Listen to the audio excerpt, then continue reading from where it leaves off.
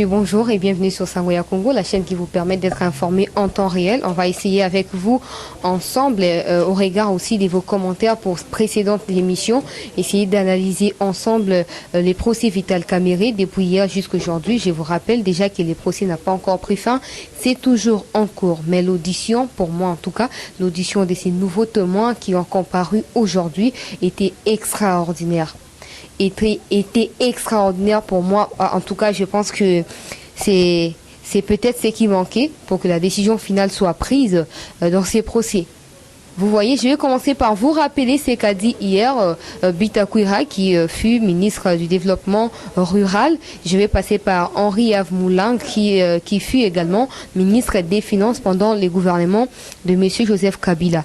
Ils ont été convoqués par les présidents, le juge président qui préside ces dossiers pour pouvoir expliquer différents faits autour de ces détournements.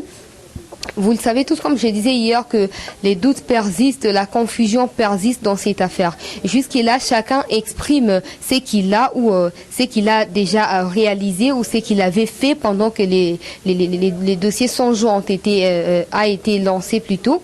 C'est-à-dire quoi? Que quand le président de la République a lancé le dossier, le projet 100 jours, il y avait une équipe de pilotage. Et cette équipe de pilotage a été coordonnée par M. Vital Kamerhe, comme vous le savez. Du coup, donc, il existait différentes commissions faisant partie de cette équipe-là qui pilotait au fait les projets des 100 jours. Dans cette équipe ou dans les différentes commissions faisant partie de l'équipe centrale qui coordonnait M. Vital Kamerhe, il existait également Bitakwira en termes de ministre du développement rural, parce que ces travaux aussi entrent dans le sens du développement de la ville de Kinshasa ou de la République démocratique du Congo, vu que ces maisons allaient être non seulement construites pour les camps militaires, camp Kokolo ou camp Tchatch ici à Kinshasa, mais aussi dans des provinces. Vous le savez tous que les militaires ne vivent pas bien, ils n'ont pas des loyers, ils n'ont pas des logements, etc. Et du coup, ces projets allaient renforcer l'image de la République démocratique du Congo en ce qui concerne la prise en charge des militaires qui se battent à tout prix pour la paix de ces pays. Donc, en sa qualité de ministre du Développement rural, il faisait partie ou il a été convoqué pour pouvoir mettre sa signature en ce qui concerne l'exécution de ces dossiers. Mais lui, quand il a parlé hier, en tout cas, il a surpris tout le monde. On ne dira pas qu'il a nié parce que ce sont des propos qui viennent de lui. Il n'a pas nié, mais vu que c'était devant les juges et tout, il n'avait pas le droit de nier. Donc, il n'a fait que raconter ce qui s'est passé réellement. Malheureusement, quand on lui pose la question, quelle est votre fonction? Il répond ministre honoraire. Dégueulasse, ça existe où? Ça existe où? Pourquoi ces concepts commencent à prendre de l'ampleur dans l'arène politique congolaise? Pourquoi? Ministre honoraire, président honoraire, première dame honoraire, nani honoraire, etc. C'est pas ce qui est important. Déjà, je suis pas là pour critiquer les faits qu'ils disent ça, mais ce n'est pas normal déjà de dire ça parce que tu as été, par exemple, où vous avez été ministre, mais vous ne l'êtes plus. Soit vous nous dites que vous êtes au chômage, ou vous faites autre chose que le fait d'avoir été ministre. Et ça va être plus clair que de s'aimer des troubles dans les chefs des Congolais et les réseaux sociaux s'enflamment par rapport à ça. Je vais commencer à vous dire différentes déclarations de ces parties prenantes en termes de témoins. Bitakwira qui a intervenu hier, il a dit ceci: je ne connais pas quand est-ce que les maisons préfabriquées sont arrivées. Je suis tellement court qu'on ne veut pas m'associer. Vous voyez? On ne veut pas m'associer. Donc, lui, je ne sais pas comment il a compris ça. Moi, je ne pense pas que c'est question de la petitesse du physique de quelqu'un ou de la taille physique de quelqu'un. Ici, c'est question de la tête. Si votre tête, elle est petite, donc en termes de contenu, elle reste petite. Ici, c'est pas question de la taille, au fait. On n'a pas menti par le fait de te convoquer ou de t'inviter à comparaître pour un dossier qui fait couler beaucoup de salive dans la vie des Congolais. Donc ça ne sert à rien de nous dire que vous êtes court ou vous ne l'êtes pas, c'est pas ça les problèmes. L'essentiel, c'est ce que vous avez dit, que quand il y a eu des réunions après que vous soyez ministre, vous n'étiez plus au courant de tout ce qui s'est passé par rapport à ces projets des 100 jours. Et également, vous avez dit quelque chose de très important que moi j'ai retenu, c'est que même si vous avez été présent lors du lancement de ces projets, mais vous n'avez pas pu participer vu que M. Kamere, dès la structuration d'un nouveau gouvernement ou la construction d'un nouveau gouvernement, vous avez totalement écarté, vous avez mis à part et du coup, vous n'étiez plus au courant de ce qui s'est passé et vous ne savez pas quoi dire parce que vous n'étiez pas présent. Et c'est clair parce que avant, vous faisiez partie, vous avez signé même, votre signature se retrouve sur différents documents et tout. Mais hier, vous avez pu nous aider à clarifier les choses et les Congolais ont pu comprendre que dans ces dossiers 100 jours, ce n'est que des contradictions. Ce n'est que des contradictions. Je ne vais pas seulement me limiter à l'ancien ministre Bitakwira. Je vais aussi parler de Jamal et M. Vital Kamere qui prêtent confusion. Aussi parler de la confusion que nous prêtent les deux personnalités au fait qui sont accusées dans ces deux tournements de personnalités phares dans ces dossiers. C'est les PDG, disons comme ça, les PDG des Samibo, l'entreprise ou la société à qui les ministères publics a coopéré pour la construction de ces maisons préfabriquées, mais aussi M. Vital Kamere. Au départ, je veux me souvenir que pendant la première audience, c'était M. Vital Kamere. Connaissez-vous M. Jamal? Non, jamais de ma vie, je ne l'ai jamais vu, je ne l'ai jamais connu. M. Jamal, connaissez-vous M. Vital Kamere? Je ne l'ai jamais vu. Mais aujourd'hui, à ma grande surprise, Monsieur Jamal, Monsieur Vital Kamere, vous avez déjà reçu dans son bureau? Oui, mais il m'avait reçu juste pour 2-3 minutes et j'ai même oublié s'il m'avait reçu. Je ne sais même pas si on avait parlé de quoi. Non, mais vous blaguez? Non, mais si vous n'avez plus de tête en place, si vous n'êtes plus en mesure de retenir ou de contenir votre pensée dans son fonctionnement, il y a mieux à faire. Vous avez un fils qui a plus de 40 ans. Pourquoi pas mandater ses fils dans ces genres d'histoires? Vous êtes la seule personne à vouloir manipuler toute la République. Ça ne s'est fait pas. Et c'est la justice qui est en train de faire son travail jusque-là. Les juges présents, les collectifs des avocats nous ont permis de pouvoir comprendre réellement ce qui s'était passé. Non, mais vous n'allez pas me dire, monsieur Jamal, que non, on vous invite dans tel bureau et vous oubliez si on vous avait invité ou pas. Tantôt, vous dites non, c'était pour 2-3 minutes. Vous voulez nous voyer? Vous avez 82 ans, vous allez mourir, vous intimidez qui? Vous intimidez qui? Si vous êtes innocent, les souhaits de tout le monde est que vous soyez relâchés et que vous puissiez continuer à entreprendre vos histoires, vos affaires. Personne n'est contre vous. Mais arrêtez des embrouilles dans les sens je ne connais pas, il ne me connaît pas, et après il m'avait reçu, bon j'oublie s'il m'avait reçu, mais au juste. Au juste. Où est-ce que vous voulez nous mettre? Où est-ce que vous voulez nous mettre dans cette affaire? Le peuple congolais qui meurt de faim, qui souffre à l'est du pays, n'en parlons pas de la frontière de la RDC avec la Zambie, c'est de la catastrophe. Et vous êtes là pour prendre les 9 millions pour 900 maisons, à 1500 maisons pour 57 millions. Et vous voulez nous dire que non, vous ne savez pas si vous avez reçu ou pas. Nous pensons plutôt que ces éléments de contradiction comme ça sont suffisants en termes de preuves pour que la justice fasse son travail. Non, mais moi, chancelier, on m'invite. Non, venez ici. Après, je me dis, non, Jean, vous avez drogué alors? Vous étiez parti sous l'influence de la drogue ou quoi? Comment vous allez expliquer ça? Vous continuez à nous embrouiller, à chercher à prendre les voiles et à jeter sur les visages de tout le monde. Vous n'allez pas jeter sur les visages du juge président, encore moins du collectif des avocats, du ministère public. Donc moi personnellement je pense que tous ces éléments, les faits que Bitakwira vienne nous dire que non, moi je me rappelle du début du dossier ou de l'affaire 100 jours, mais après je n'ai plus fait partie jusqu'aujourd'hui. Une preuve? Connaissez-vous monsieur Jamal? Je ne les connais pas. Connaissez-vous monsieur Vital? Je ne les connais pas. Deuxième preuve, aujourd'hui Monsieur Vital vous a reçu chez lui ou pas?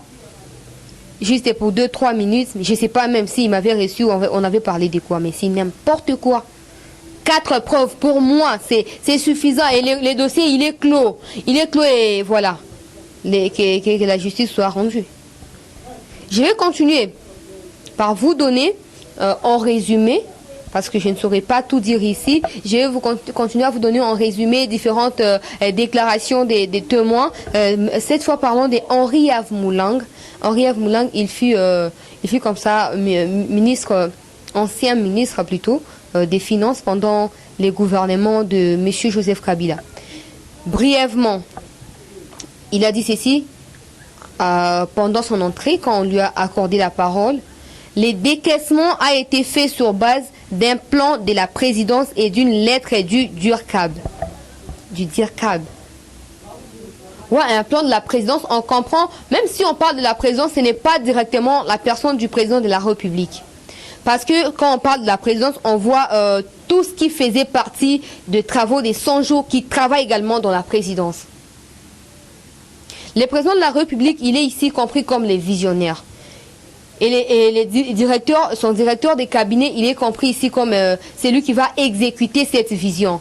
Comme celui à qui on a mandaté pour l'accomplissement d'une mission quelconque. Et quand l'ancien ministre Henri Av nous parle de ces décaissements avec une lettre du DIRCAB du président de la République, non mais j'ai des frissons en fait. J'ai des frissons parce que ça continue à s'accentuer dans le sens des contradictions.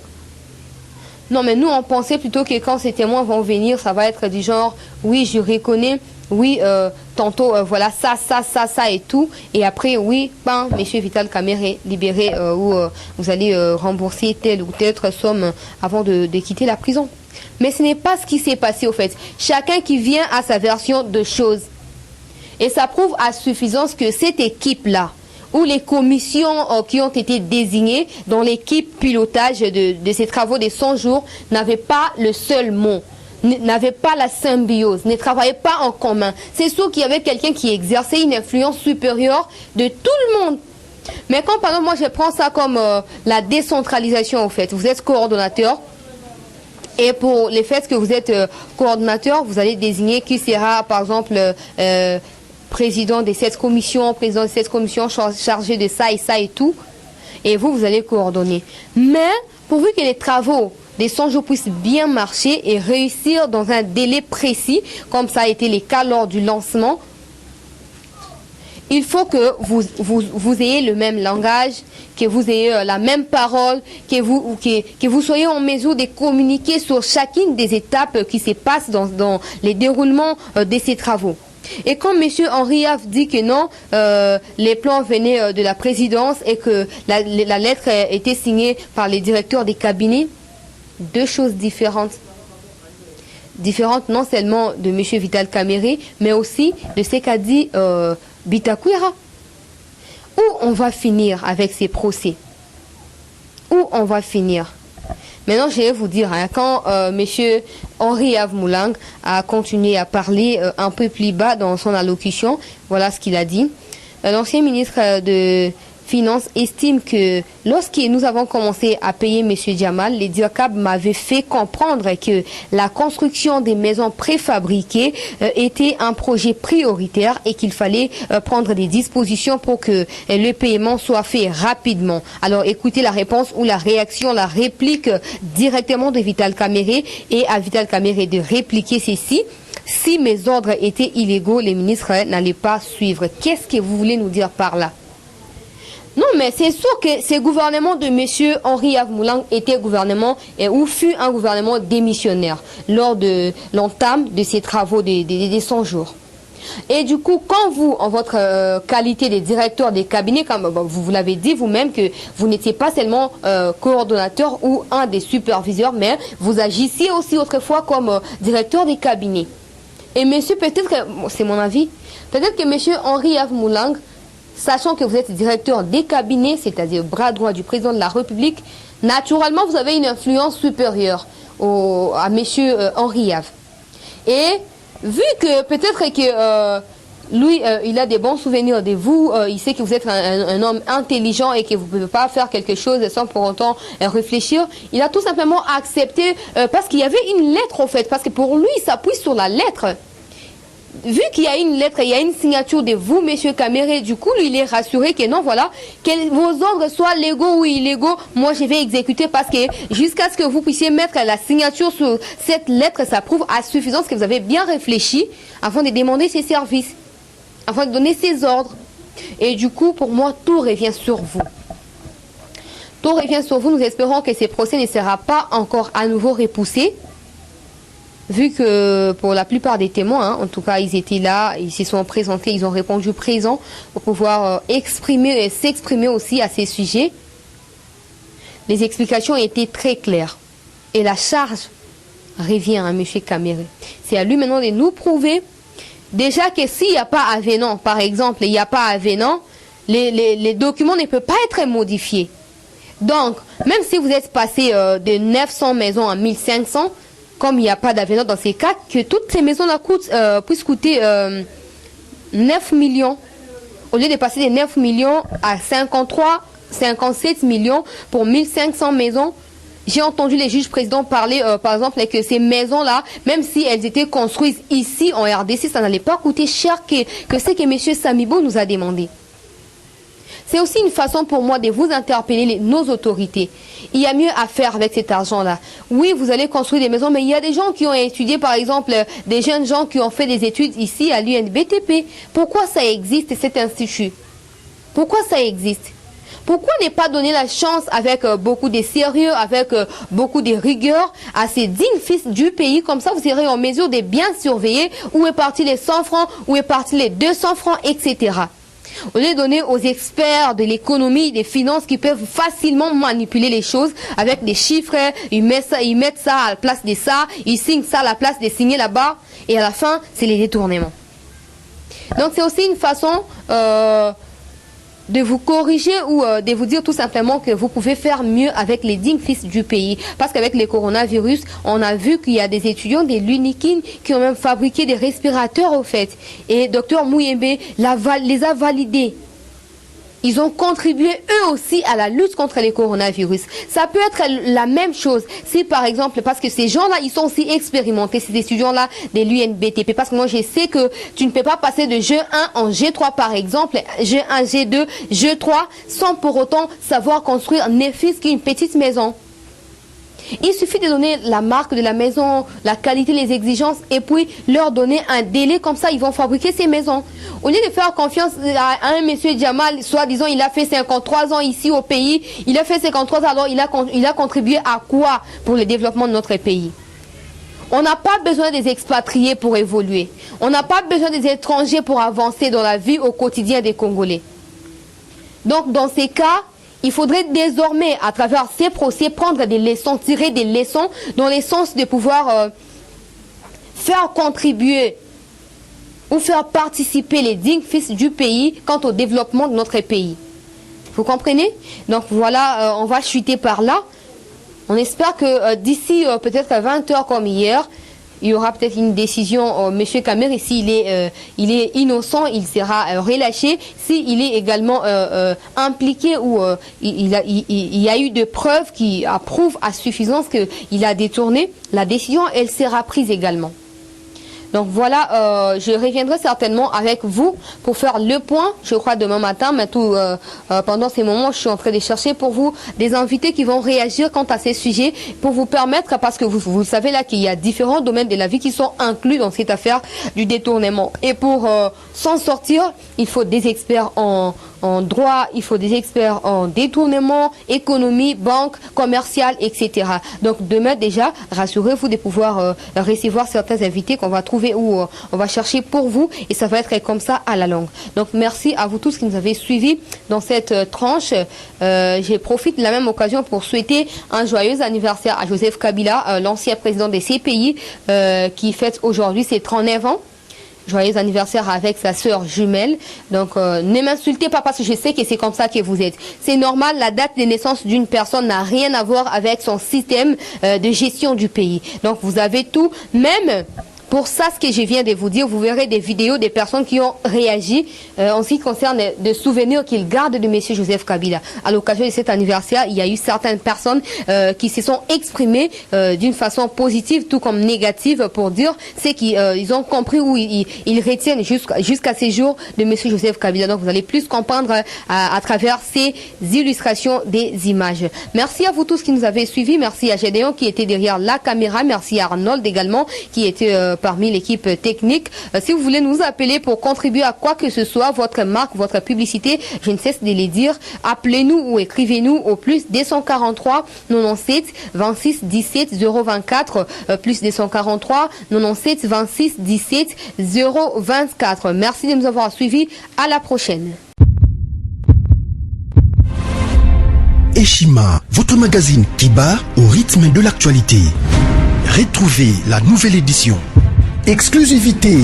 Gouverneur Jacques Kiaboula s'érige en barrière contre le Covid-19 dans le Haut-Katanga. Sensibilisation des terrains sur le respect des gestes barrières et prise en charge des malades. Retour sur les péripéties du confinement strict réussi de Lubumbashi et Kasumbalesa.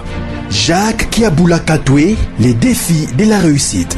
Wandani, l'homme et ses œuvres. Reconstruction et décollage économique. Sécurité, mobilisation de recettes. Eshima Magazine revient sur les succès notables du chef de l'exécutif du Haut-Katanga. Découverte, Moussa Mondo, valeur sûre de la politique congolaise. Focus, Néné Ilunga, en première ligne pour la défense des droits des travailleurs pendant les confinements. Dossier Eshima, les épidémies les plus dévastatrices de l'histoire. Nation, pêche et élevage, Jonathan Bialosuka, sortir la RDC de la sous-alimentation. Économie, impact du Covid-19 sur l'économie congolaise. Afrique, que restait-il de la France-Afrique? Retrouvez l'intégralité du magazine Eshima dans les kiosques. Eshima Magazine, un nouveau standard d'information.